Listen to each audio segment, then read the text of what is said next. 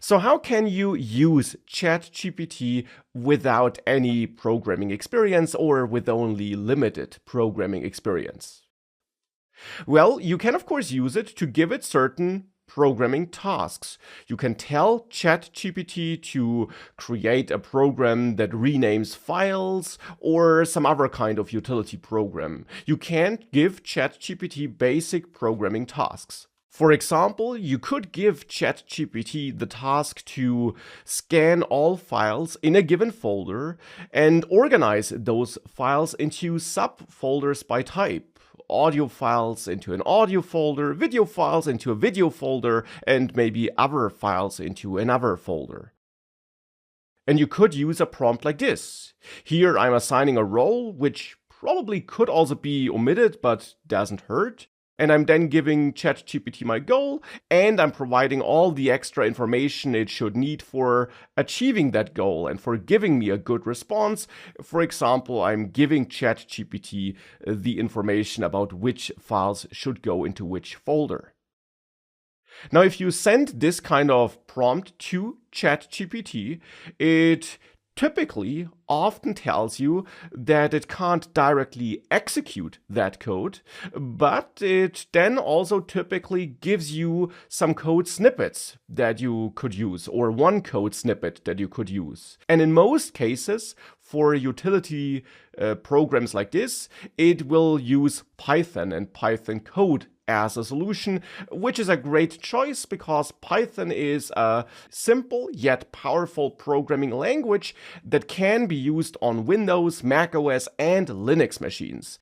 So it's very versatile and powerful, and it's great for creating utility programs like this one. And with that, ChatGPT goes ahead and generates some code, and even if you have absolutely no programming experience, and you therefore don't really understand that code, you can of course use that code and simply give it a try. Chances are high that ChatGPT even tells you which extra software you need to install to run that code, and which commands you must execute before creating that code, and it then even tells you how to execute that code.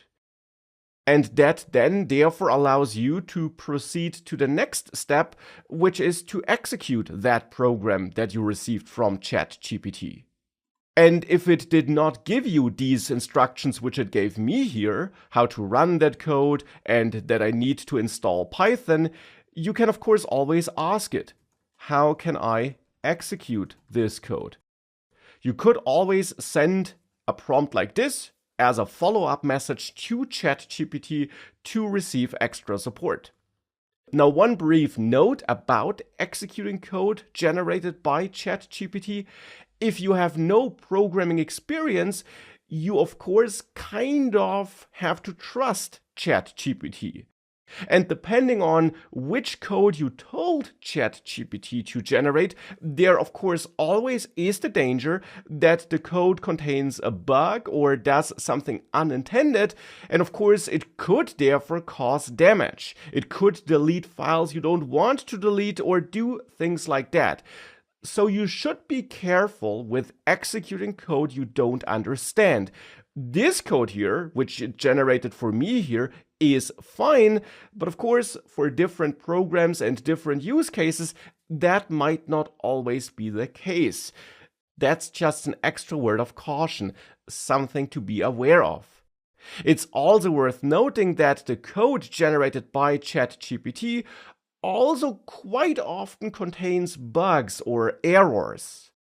It also often does work, but it's also not too uncommon to get code that does not work out of the box, especially if you requested a more complex program.